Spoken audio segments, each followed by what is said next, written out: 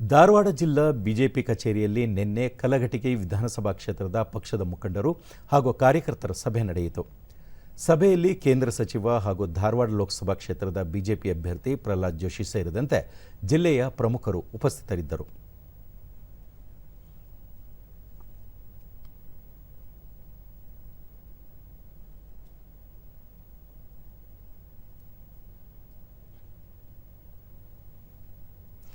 ನಂತರ ದೂರದರ್ಶನದೊಂದಿಗೆ ಪ್ರಹ್ಲಾದ್ ಜೋಶಿ ಧಾರವಾಡ ಸೇರಿದಂತೆ ರಾಜ್ಯದ ಎಲ್ಲ ಲೋಕಸಭಾ ಕ್ಷೇತ್ರಗಳಲ್ಲಿ ಚುನಾವಣಾ ಪೂರ್ವ ತಯಾರಿ ಬಿರುಸಿನಿಂದ ನಡೆಯುತ್ತಿದ್ದು ಎಲ್ಲ 28 ಕ್ಷೇತ್ರಗಳಲ್ಲಿ ಜಯಗಳಿಸುವ ವಿಶ್ವಾಸವಿದೆ. ಈ ಬಾರಿ ಯುವ ಸಮುದಾಯ ಮತ್ತೊಮ್ಮೆ ನರೇಂದ್ರ ಮೋದಿ ಅವರನ್ನು ಪ್ರಧಾನಿ ಮಾಡುವ ಉತ್ಸಾಹದಲ್ಲಿದ್ದಾರೆ ಎಂದರು. ಯುವ